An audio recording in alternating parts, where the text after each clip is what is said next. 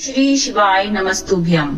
शिव महापुराण की कथा कहती है, अगर आप सभी सूर्य देव को अर्घ्य यानी के जल अर्पण करते हैं तो ये बात जान लो कि सूर्य देव को चांदी के लोटे या स्टील के लोटे या फिर पीतल के लोटे से कदापि जल अर्पण नहीं करना चाहिए, नहीं तो आयु क्षीण होती है और घर में सभी की शरीर में बीमारी लगती है। सूर्य देव को हमेशा तांबे के लोटे से जल अर्पण करना चाहिए और घर की माताओं और बहनों को यह नियम बना लेना चाहिए कि जब भी सूर्य देव को जल चढ़ाए तो केवल तांबे के लोटे से ही जल चढ़ाएं।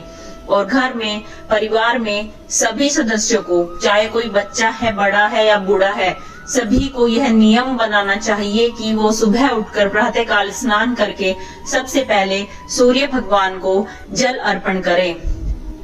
और जो आप लोग घर में कार्य करते हैं, घर के कार्य के लिए पैसे कमाते हैं, कोई ठेला चलाता है या कोई कार चलाकर पैसा कमाता है, कोई ऑफिस में बैठता है या फिर कोई जो भी अपना कार्य करता है, वह अपना पूरा दिन उसको कमाने में लगाता है और फिर जब वो पैसा आता है तो क्या होता है, शरीर में बीमारी लग जाती है और सारा पैसा व्यर्थ हो जाता है। क्योंकि वो सारा पैसा कहाँ जाता है? सारा पैसा डॉक्टर के पास जाता है, कुछ पैसा जांच में खर्च हो जाता है, कुछ पैसा दवाइयों में खर्च हो जाता है। तो इसलिए ये सभी को नियम बनाना चाहिए कि घर के सभी बड़े बुजुर्गों को, बच्चों को सूर्य देव को जरूर जल चढ़ाना चाहिए।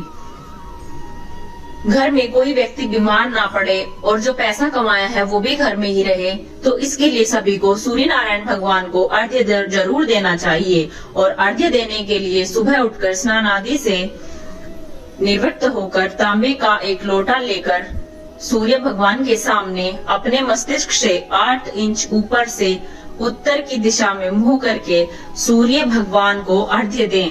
और जो जल जमीन पर गिर रहा है उसमें सूर्य नारायण भगवान के दर्शन करें।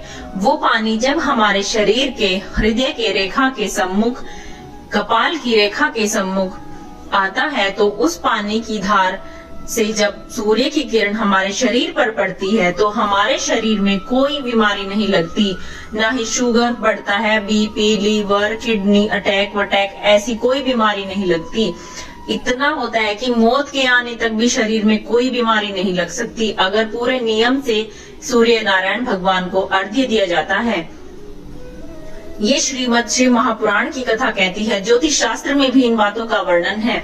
और अगर आप बीमार हैं, बहुत समय से बीमार हैं और इस उपाय को लगातार 21 दिन तक करते हैं तो आप खुद देख लेंगे कि आपकी हालत में कितना ज्यादा सुधार है।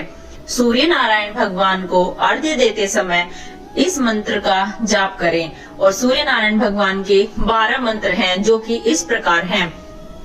ओम मित्राय नमः, ओम रव्य नमः, ओम सूर्याय नमः, ओम भान्वे नमः, ओम खगाय नमः, ओम पुष्णे नमः, ओम हिरण्यगर्भाय नमः, ओम मरीचे नमः, ओम आदित्याय नमः, ओम सावित्रे नमः, ओम अर्काय नमः, ओम भास्कराय नमः।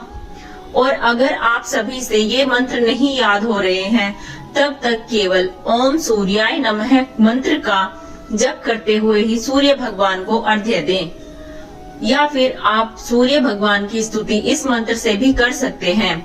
ओम भास्कराय विद्महे दिवाकराय धीमहि तन्नो सूर्य प्रचोदयात्।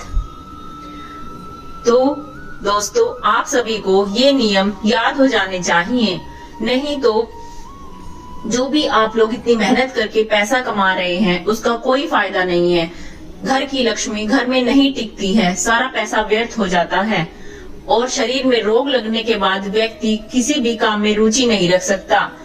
सभी को यह नियम बनाना चाहिए कि सूर्य भगवान को जरूर अर्घ्य दे। आजकल की जनरेशन बिल्कुल इन चीजों के खिलाफ है। लोग सुबह उठकर पहले भोजन करते हैं, उसके बाद नहाने के बारे में सोचते हैं।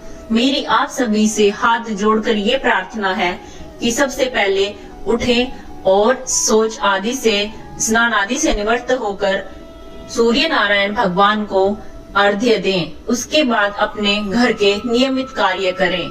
या फिर जो बच्चे स्कूल जाते हैं उनको भी सबसे पहले उठ के माताएं बहनें ये चीजें जरूर सिखाएं कि वो बच्चों को उठाकर सबसे पहले स्नान आदि कराकर उनसे सूर्य भगवान को अर्घ्य दिवाएं।